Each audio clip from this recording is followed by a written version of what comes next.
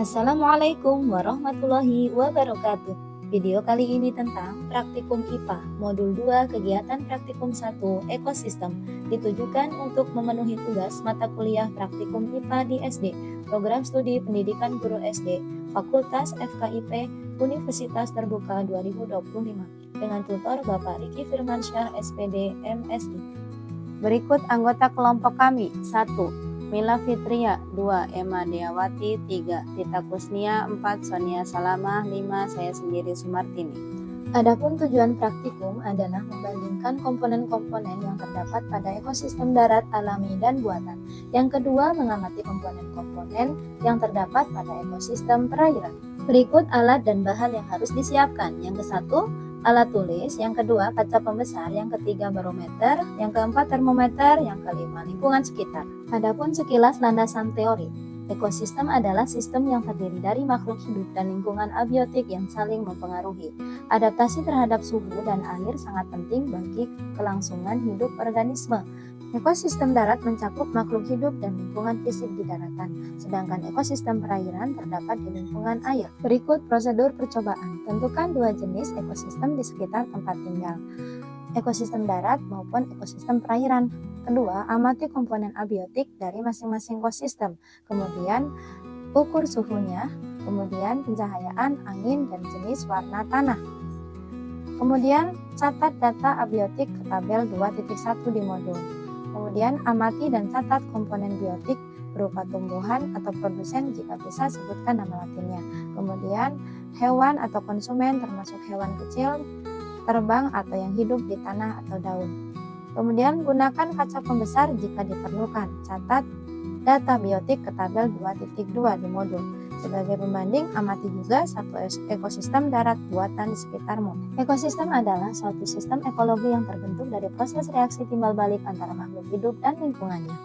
Adapun bagian dari ekosistem: 1. Ekosistem darat buatan dan alami. 2. Ekosistem perairan buatan dan alami.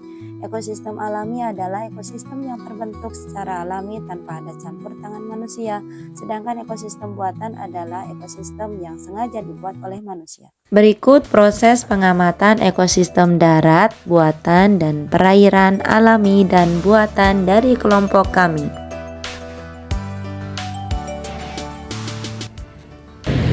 Saya Sumartini dari kelompok 2. Saya akan mengamati ekosistem buatan, yaitu sawah. Komponen abiotik beserta kondisinya yang ada di sawah antara lain kondisi cahayanya yang cukup, suhunya mencapai 32 derajat Celcius, jenis tanahnya basah dan subur, anginnya semilir, dan keadaan airnya sangat cukup.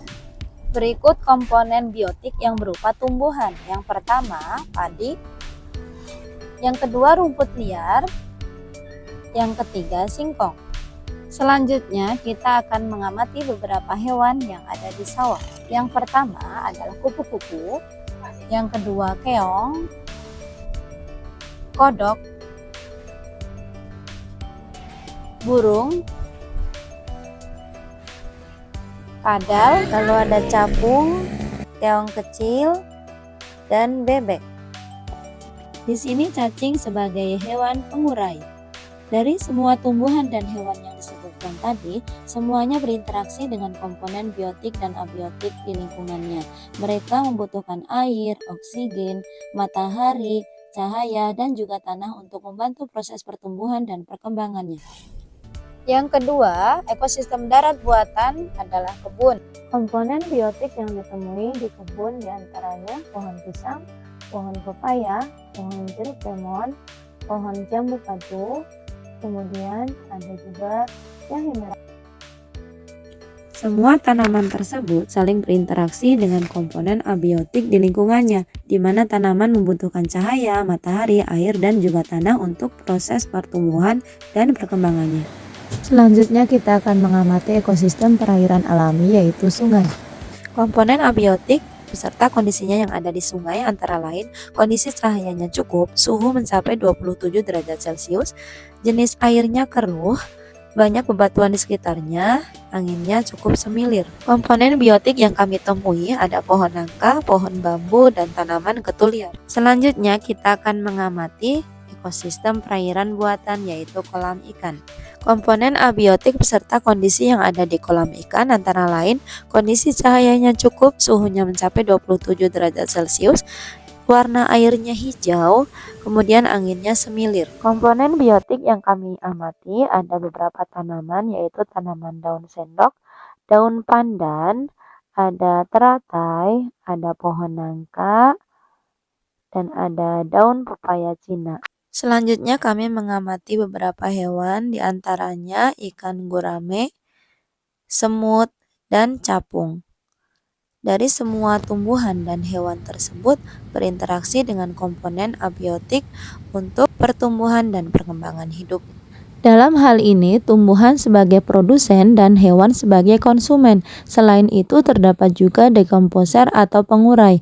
Mereka adalah makhluk hidup atau organisme yang memperoleh energi dengan cara menguraikan sisa-sisa makhluk hidup lain yang sudah mati. Selanjutnya, kami akan jelaskan hubungan ekosistem dan rantai makanan. Hubungan ekosistem dan rantai makanan itu sangat erat.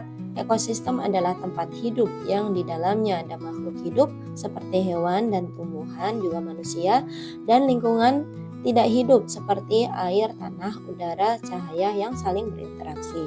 Nah, rantai makanan terjadi di dalam ekosistem sebagai bagian dari hubungan antar makhluk hidup. Kesimpulannya, ekosistem adalah keseluruhan tempat dan makhluknya.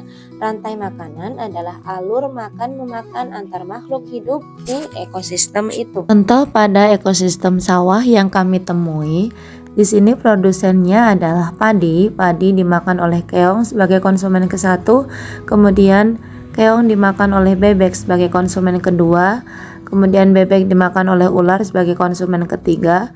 Di sini ular mati diuraikan oleh dekomposer atau di sini cacing. Cacing kemudian diserap kembali oleh padi.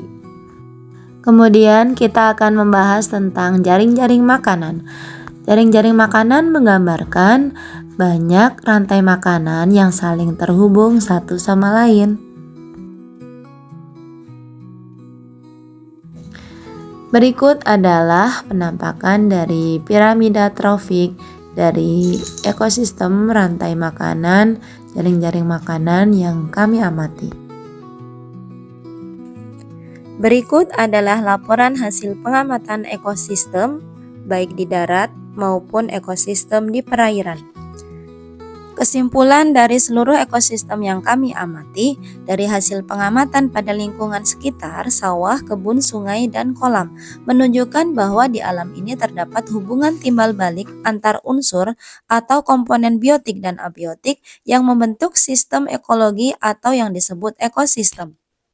Interaksi tersebut mendukung keseimbangan alam yang menguntungkan bagi makhluk hidup termasuk manusia. Sekian pembahasan ekosistem dari kelompok kami. Mohon maaf bila ada kesalahan. Wassalamualaikum warahmatullahi wabarakatuh.